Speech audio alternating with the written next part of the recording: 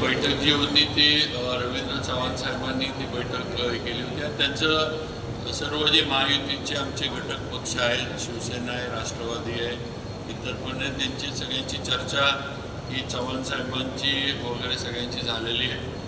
महायुतीच्या ह्याच्यामध्ये आम्ही सगळेजण एकत्र आहोत. भाजप असेल, राष्ट्रवादी असेल, शिवसेना असेल किंवा अन्य आमचे घटक पक्ष असेल, आमच्यामध्ये कुठेही काहीही समन्वयामध्ये आणि उद्याच्या येणाऱ्या विधान परिषदेच्या मतदानामध्ये कुठलीही अडचण नाही.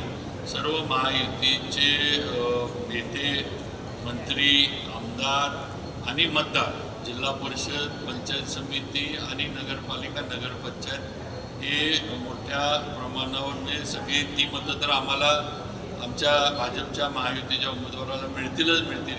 पण आम्हाला खात्री आहे की जो आमचा महायुतीचा आकडा आहे त्याच्या पुढं जाऊन आम्हाला मतं आमच्या उमेदवाराला नक्की मिळतील, त्याची आम्हाला गॅरंटी. तुम्ही एकीकडे म्हणताय अडचण काहीच नाही माहिती, मात्र काल शंभूराज देसाई सुद्धा म्हणाले की कोणत्याही बैठकीचं निमंत्रण त्यांना मिळालेलं नाही आहे आणि त्यामुळं मी कुठल्या गाडीत असं अशा पद्धतीचा त्यांनी उत्तर थोडा मारला आहे. काय सांगतो? नाही, असं हे नाही आहे. तर मी आपल्याला सांगितलं की शंभूराजेंचं आबा असतील, संजीवराजे असतील, त्याचबरोबर आमचे प्रदेशाध्यक्ष रवींद्र चव्हाण साहेब असतील, त्यांचे चर्चा होऊनच सगळे झाले. तर शंभूराजांशी मी स्वतः त्यांच्याशी मकरंदाबांशी माझं फोनवरनं बोलणं झालं, संजीवराजेंचं माझं बोलणं झालं, इवन आपले ग्रामविकास मंत्री जयकुमार गोरेसाहेब पण त्यांच्याशी बोलले.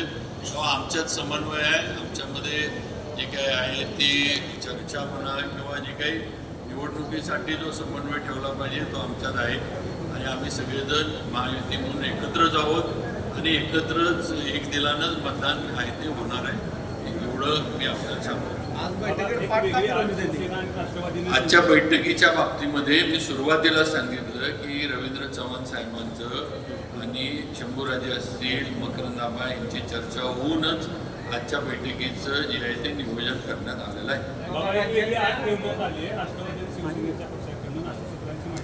जिल्हा परिषदमध्ये दोन्ही पक्षांना सत्तेत घ्यावं आणि 6.25 वर्ष हे विभाग केलं जाईल असं सदस्यांचं म्हणणं आहे. ही अट जी आहे ही तुमच्याकडे झालेली आहे, अजून आमच्याकडे काही अशी कुठली अटी शर्ती आमच्या महायुतीमध्ये नाही आहेत आणि ते आम्ही सगळे एकत्रच आहोत.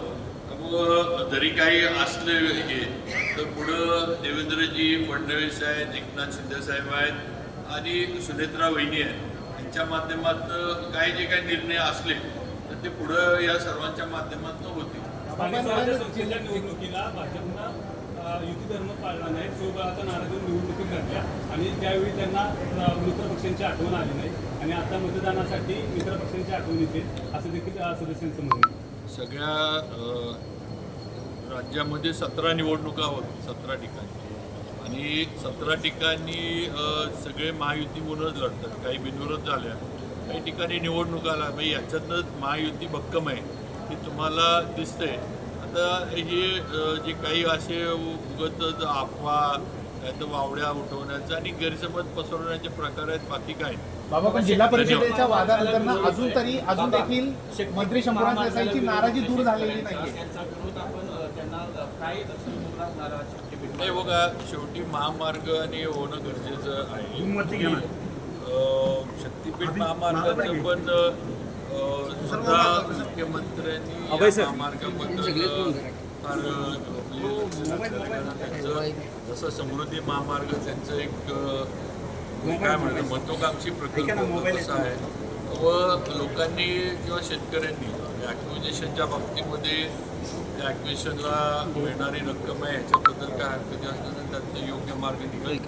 विरोधक जे आहेत ते नुसतं भांडवल करतात, काँग्रेस असेल किंवा दुसरे राष्ट्रवादी पवारसाहेबांची किंवा अन्य कोणी असेल नुसतं भांडवल करतात. चांगला प्रकल्प थांबवून कसा ठेवायचा, तो अडवायचा कसा एवढा आहे.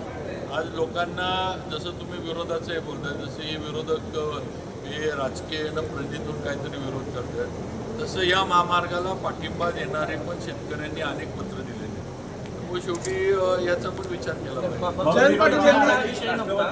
बाबा शेतकरी रस्त्यावर उतरले आणि हा बदल नाराजी जी आहे कुठलीही